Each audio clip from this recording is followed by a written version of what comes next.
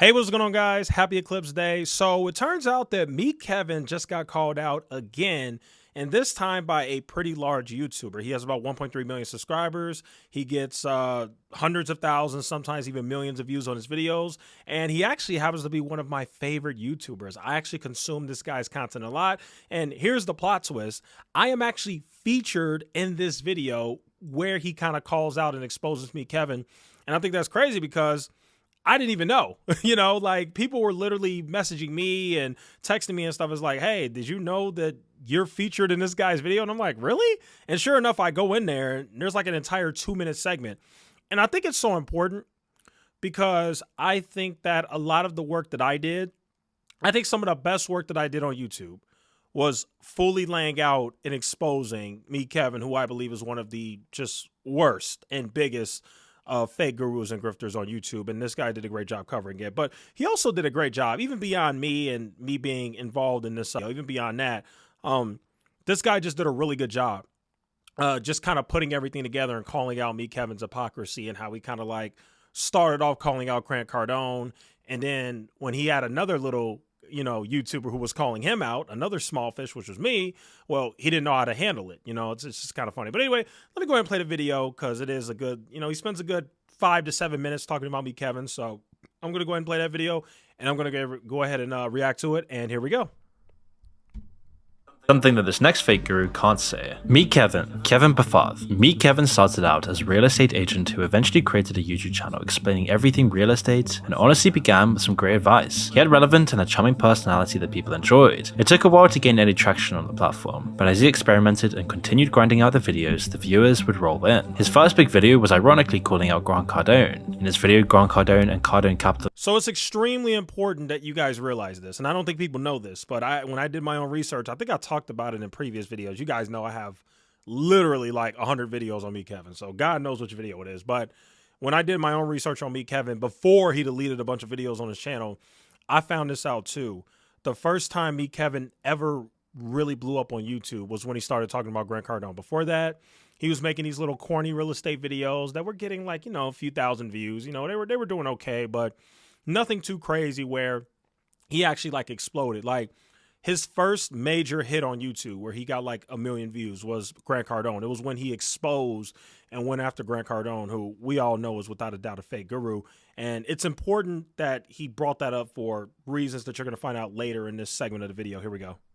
Means there's a bunch of content out there, and a bunch he's learned over this time period, but it seems in the industry he might have lost his place, and although he was once well respected, the typical finance YouTuber journey has soaked him in, and his advice has turned out pretty badly, according to a channel called Echoes From Above, a YouTuber that would regularly call him out time and time again for his reckless information. Making endless videos discussing how bullish he is on Tesla, it turns out this same guy is down tremendously on Tesla stock. Yeah, I remember when I made this video. So basically, and this was 2022 when he just absolutely got smoked in Tesla stock. I'm pretty sure that was that year. But yeah, basically this guy spent the entire pandemic, like 2020 and 2021, telling everybody buy Tesla at the top, buy Tesla here, buy Tesla there. Like Tesla just had this ridiculous, insane valuation. Like it was absolutely ridiculous. And you had idiots like him and Ross Gerber and Gary Black and all these crazy people, these cult people with a lot of money saying, oh my God, buy Tesla, buy here, buy there. And I basically made a video literally proving and exposing the fact that he lost millions of dollars in Tesla stock. We ain't talking hundreds of thousands or even 1 million. We're talking like $10 million. Like this guy got killed in Tesla. It was crazy. Because of this small content creator's videos, Kevin was unhappy about it and sent the channel a copy strike to take down the video. Kevin actually filed a claim against my video. It wasn't actually a copyright strike. It was actually a cyberbullying, threats, and harassment claim. All right, let's know some context behind Moon's video. And thank you, Moon, for shouting me out and putting me in the video because I think it's extremely important. Because I'm so small, a lot of people, when they talk about the story of me, Kevin, and everything that happened over the years, they tend to forget about me, which is fine. But thank you for bringing this to light because I can bring this up again. During this time when I exposed the fact that Kevin got a DUI and he got really mad, The man sent everything you could think of: copyright strikes, privacy claims, literally everything. I got so many emails from YouTube, it was crazy. But he was doing everything he could to try and either get my channel shut down or just get a bunch of videos taken down. I mean, it was crazy the stuff that was happening. And the thing that makes me mad the most is, so everybody knows I was the very first person who uploaded the Meet Kevin DUI video because I'm the first person who discovered it. Nobody else even knew it happened except for me. And I exposed it to the world. And then that's when everybody else started making their videos. The saddest thing about that situation is everybody else's video is still up. Mine got taken down. And I tried numerous times to appeal to YouTube and email them and get it back up. They won't do it. They're like, nope. You violated our terms of service. You harassed and cyberbullied him, whatever they're saying I violated. And they won't let me put the video back up, which is sad because that video is historic. It's history.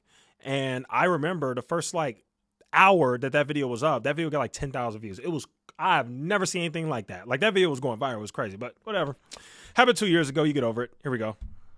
Is what he filed on my video. Something which could actually happen to this video right now. Now, if you don't already know, 3 strikes of this specific category on your YouTube channel is full on deleted, stopping you from uploading and losing all the revenue from that video. Not only was this a terrible move to take against such a small YouTuber, but it also made his audience turn on him, especially since he himself got his first big break on YouTube through making a similar video on Grant Cardone. Another YouTuber would eventually take a much deeper dive into Meet Kevin's.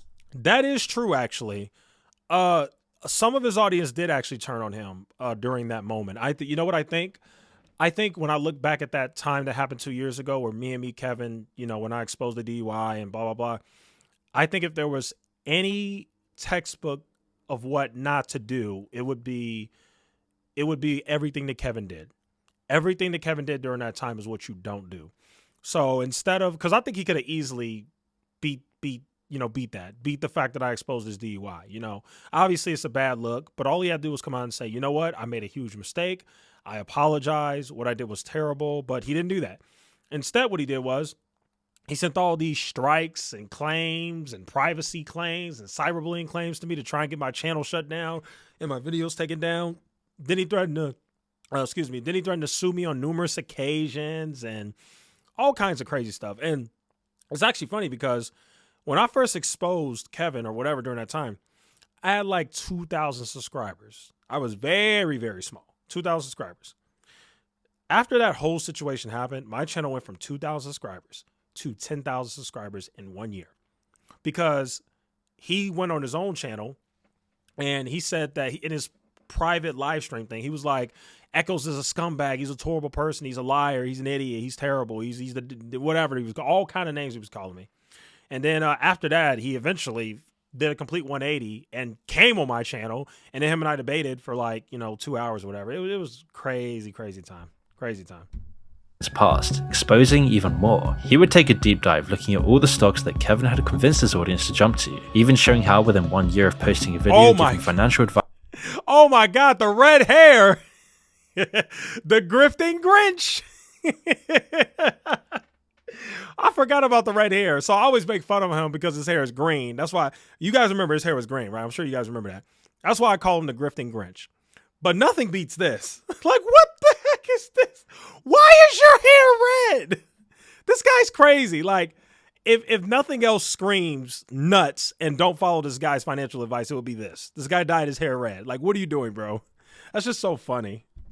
Advice for a specific stock, Meet Kevin would make the perfect list of stocks somebody would want to short. That list is 7 of Meet Kevin's most profitable stocks to invest in, none of which performed well and had dropped by nearly 50% within the next year. These were his top picks, meaning the ones he had done the most research and was most confident in, clearly proving to be a bad analysis. Now, the YouTuber who took this deep dive into Meet Kevin's YouTube channel was my boy, King of Nothing. So for those who don't know, me and King of Nothing are friends. We talk, I'd say we talk like once or twice a month. I mean, me and him are pretty good friends. He's really cool. He's super busy working on YouTube because he takes a very long time to create his videos because his videos are so well done. But yeah, shout out to King of Nothing. To this day, I think King of Nothing has made the #1 best Meet Kevin video. He completely, dismantled and exposed everything about who that guy is. So yeah, shout out to my boy King of Nothing. He did a great job.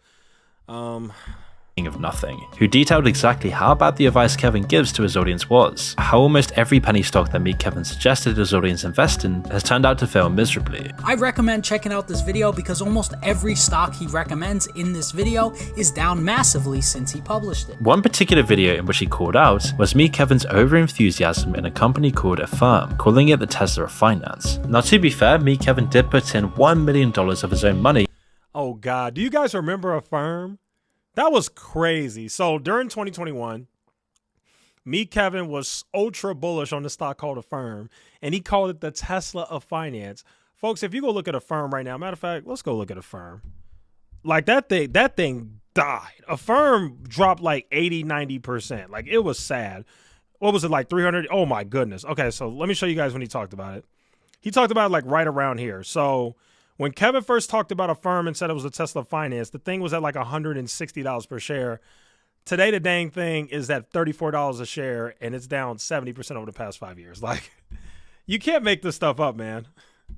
Into the company's stocks. But why would he do such a thing is kind of crazy. If you've never heard of Affirm, it was this idea of bringing loans and financing to people who want to buy cheaper items such as AirPods and similar things, something that the poor need financing for. The concept seems good to one person, the person who'd be benefiting the most, the poor. But if you put just 5 minutes of thought into the concept, you'd see how the business model was never going to do well. And most people realized this. When promoting the video, Affirm's stock price was about $125, and it really didn't take very long for Affirm stocks to plummet to under $9. Sure, this is nitpicking one of his particularly bad examples, but we'd be here all day if we were to show you every bad stock that he's named the Tesla of insert random industry. And that is why you should check out King of Nothing's video, because Moon is only showing like a 5-minute segment on Meek Kevin. King of Nothing broke down literally every single stock that this guy called and got wrong. It was great. Definitely check out King of Nothing's video.